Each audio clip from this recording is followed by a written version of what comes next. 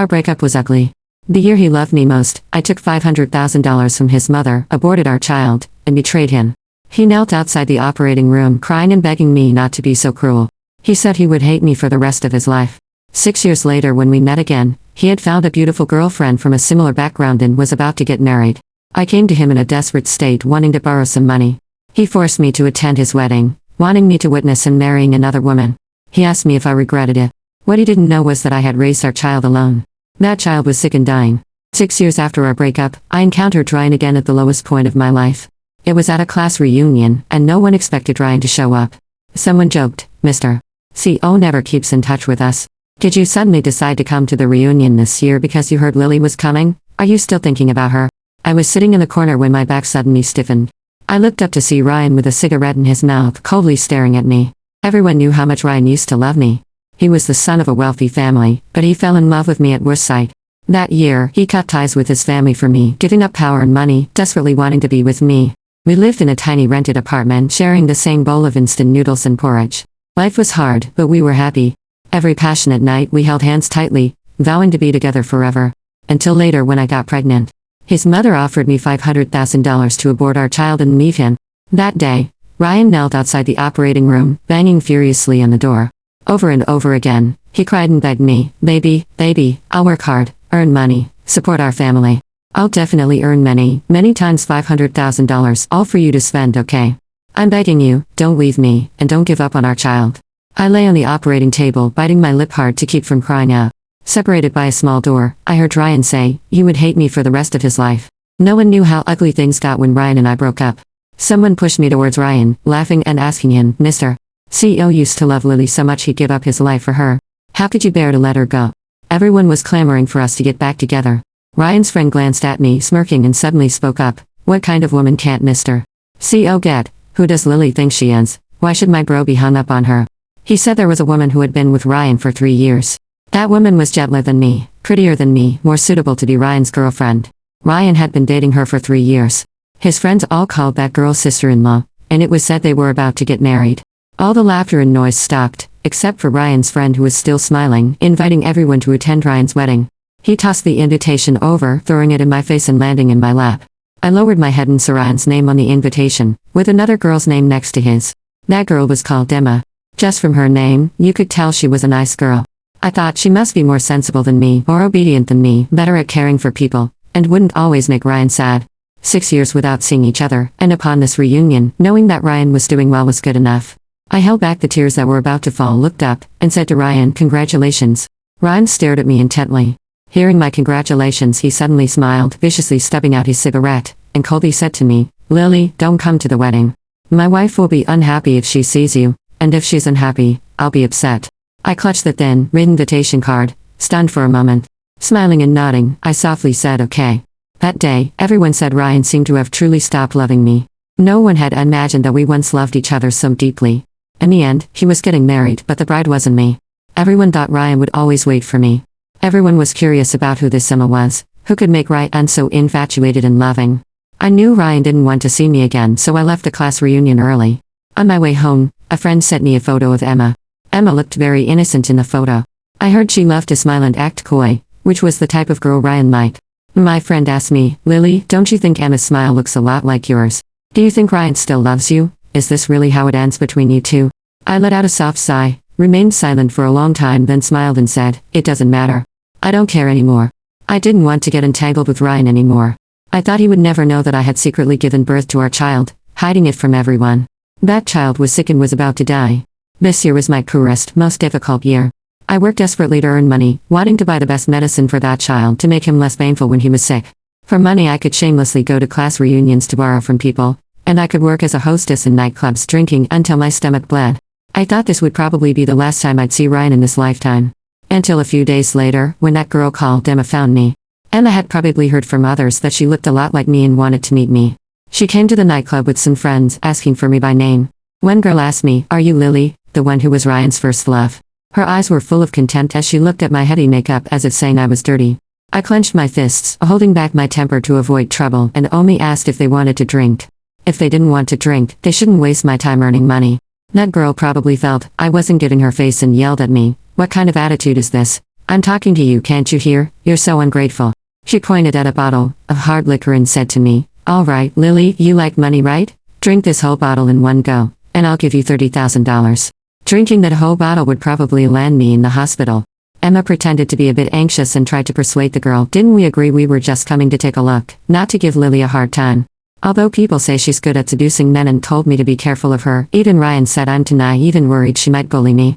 But I'm fine. I listened quietly to Emma's words and understood that she was telling me how much Ryan liked her and how much he disliked me. I smiled without saying anything, only asking her friend, so, you said if I drink this whole bottle, you'll give me $30,000, right? Then I grabbed the bottle from the table and started chugging it. Everyone was stunned, not expecting that I would risk my life for money. Emma grabbed my hand, gently trying to persuade me, Lily, how can you abuse yourself like this for money? As women, we should know what shame is. I didn't want to say this, afraid you'd be upset, but do you know that Ryan hates women like you the most? I finished the bottle, fighting the intense pain in my stomach, and interrupted her, asking, where's the money? What Ryan likes or hates has nothing to do with me. I just want the $30,000 you promised me. Emma frowned, looking at me with disappointment, and said in a soft voice, Lily, to be honest, that $30,000 is just pocket change for me. I could give it to anyone, but I just can't give it to you. You can blame me, but I'm doing this for your own good. I can't watch you continue to degrade yourself.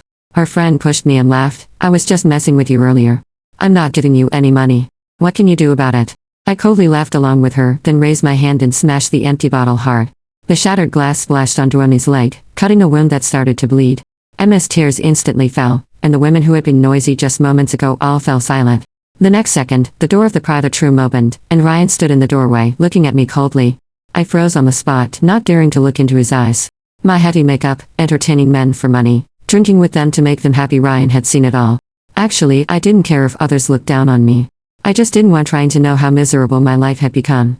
But in the end, even this small wish couldn't be fulfilled. I could only use all my strength to pretend not to care, forcing myself to look up and watch Ryan unwrap his arms around Emma, gently wiping away her tears. Then he asked me word by word, Lily, who are you bullying in front of me? You want money? Fine, apologize first. I watched try and protect Tima, remembering how he used to protect me like this long ago. I knew Ryan wanted me to make him happy. It's okay.